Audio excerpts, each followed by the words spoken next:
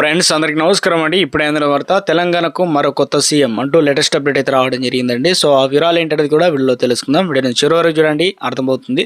మరోసారిగా channel వస్తే తప్పకుండా subscribe చేసుకోండి. చూస్తున్నారు కానీ లైక్ చేయడం మర్చిపోతున్నారు, వెంటనే లైక్ చేయండి. వివరాలకి అయితే వెళ్ళిపోదామండి.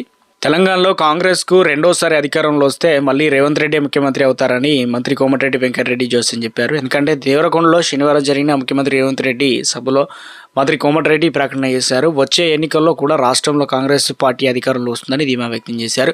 3 ఏళ్ళు కాదు, ఆ తర్వాత 5 ఏళ్ళు కూడా సీఎం రేవంత్ రెడ్డిగా ఉంటారన్నారు. ఎన్ని ఆర్థిక ఇబ్బందులు ఉన్నా సరే రాష్ట్రాన్ని అభివృద్ధిలోకి తీసుకెళ్తున్నారని కొనియాడారు. ఇంకా అంతకుముందుకు సీఎం రేవంత్ రెడ్డి మాట్లాడుతూ తమ ప్రభుత్వ హయాంలోనే ఎస్ఎల్బీసీ ప్రాజెక్టు పూర్తి చేసి నల్గొండ జిల్లాకు నీరు అందిస్తామని కూడా హామీ ఇచ్చారు. ఎస్ఎల్బీసీ పనులు ప్రారంభించగానే సొరంగంలో దురదృష్టవశాత్తు ప్రమాదం జరిగింది. సొరంగంలో ప్రమాదం జరిగితే బీఆర్ఎస్ నేతలు సంబరపడ్డారు. ఏదేమైనా టన్నెల్ను పూర్తి చేసి నీరు అందిస్తామని సీఎం అయితే అన్నారన్నమాట. రాష్ట్ర మంత్రులు కోమటిరెడ్డి వెంకటరెడ్డి, ఉత్తమ్ కుమార్ రెడ్డి, మండలి చైర్మన్ గుత్తా సుఖేందర్ రెడ్డితో పాటు పలువురు ఎమ్మెల్యేలు సభలో అయితే పాల్గొన్నారు. మొత్తానికి ఇటు తెలంగాణ రాష్ట్ర వ్యాప్తంగా ఉన్నటువంటి ఏదైతే ముఖ్యంగా కొత్త సీఎం అంటే సీఎం రేవంత్ రెడ్డి గతంలో పూర్తి స్థాయిలో కూడా కొత్త పేర్లు అయితే తెరపైకి వినపడడం అయితే జరిగినాయి కదా. ఇప్పుడు ప్రస్తుతం వచ్చేసి తెలంగాణ రాష్ట్ర వ్యాప్తంగా మళ్ళీ కూడా సీఎం రేవంత్ రెడ్డి అవుతారనే విధంగా కూడా కీలక అప్డేట్స్ అయితే వచ్చాయన్నమాట. ఇక్కడ